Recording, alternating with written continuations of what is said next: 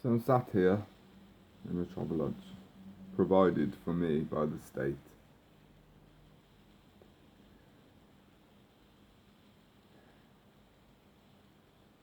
And it didn't take long before I just wanted to be free, out on the streets or wherever.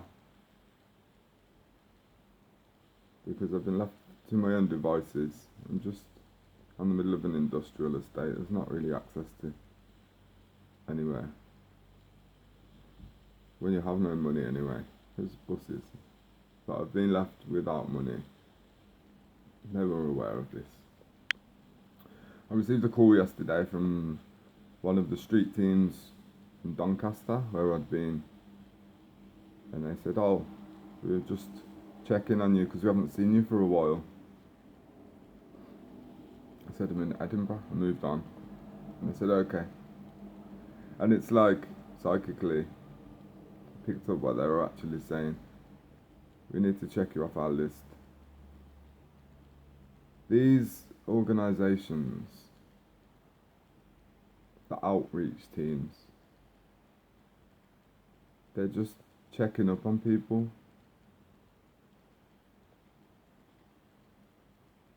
They do provide services, but it's just a list. The government needs to know where you are at any one time.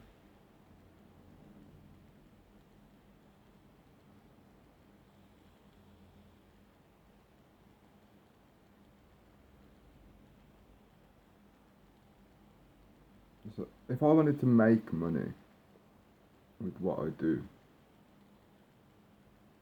I wouldn't be able to do it here. I'd have more chance making money, surviving, if that's what you want to call it, on the streets.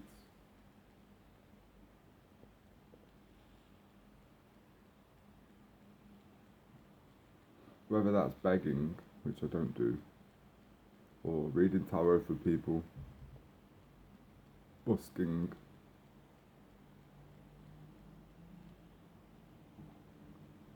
But in a travel lodge on an industrial estate, there's not much call for busking. In fact, I'd probably be removed.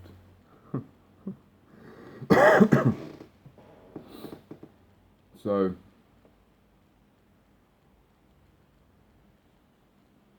nobody talks about the willpower it takes to stay in any one place.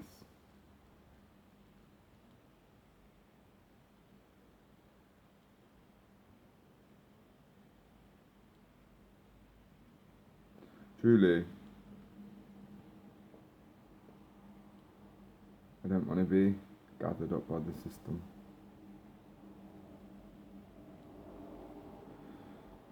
Given a house so that there's a point of contact.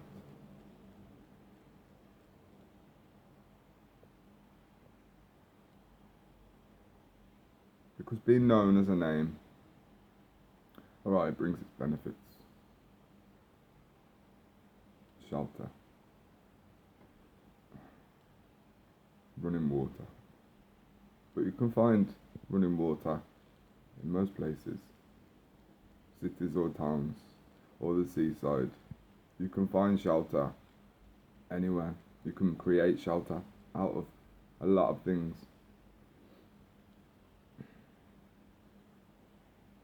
Heat, radiators, well, you can always find an extra set of clothes and some gloves.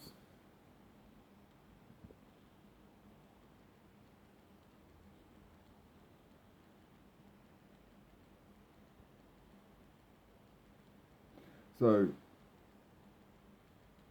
the relief I felt initially at being offered a space, at potentially getting a flat, whatever, that was just relief at not being on the streets, which sometimes feels like being adrift. no support. But as I sit here, that's how I feel.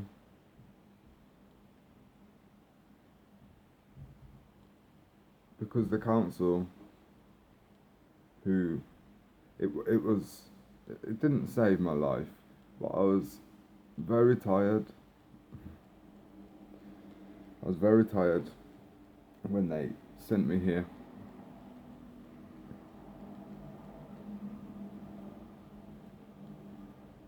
And now, it just feels like a trap.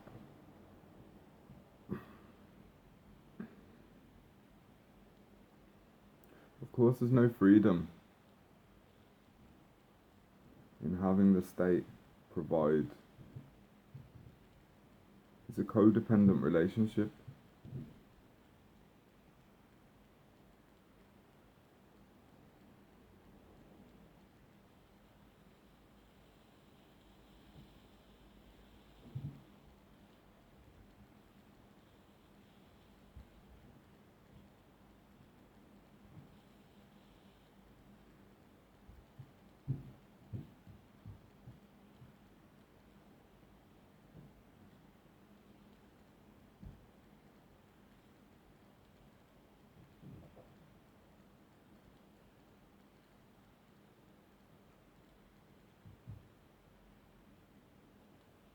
I felt like I was going to stay in Edinburgh.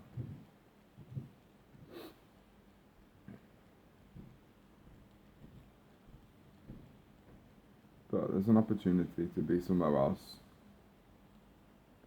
in the name of freedom. True freedom. Actually making waves, you know? Doing something, engaging in an experience which is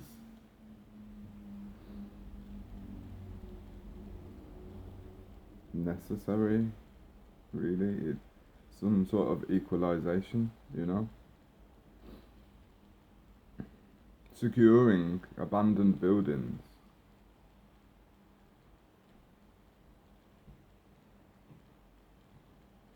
When on this island there are more abandoned buildings than there are people that need them. It's the kind of thing that's going to be happening more and more as we go forward, as we cut out the middleman, as we say, we're the council now, we are the authority. We have the advantage of knowing all of the rules of the game.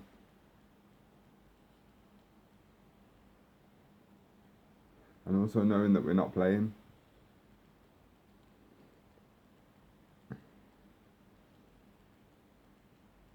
So,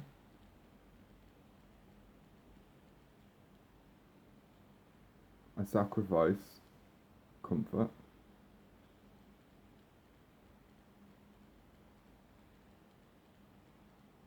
for something real and substantial. And it's coming. Check out Tom Wilco on here. See what he's doing.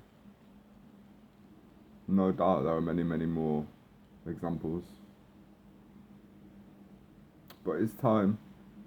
It's time. This is an opportunity for me to either fall back into the patterns that I've lived through. That is living on the streets, either getting moved on by the local authorities or scooped up, put in a space which is probably not suitable to what I need.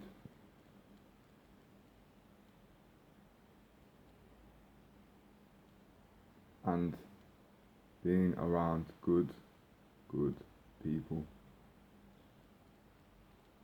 making a difference, choosing freedom, exercising freedom.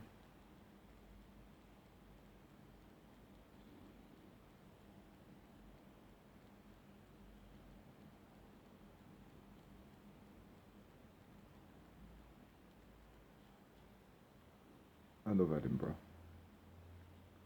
I love Scotland because it's not England, but neither's Wales.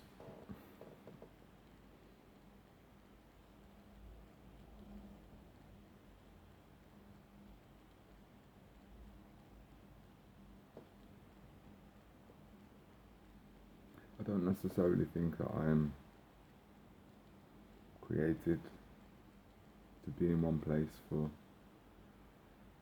excessive amounts of time.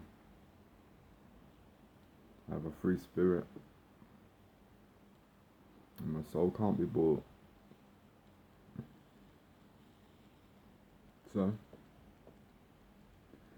contrary to what I believed was going to happen, I'm going to be hitting the road again soon. I'm very excited.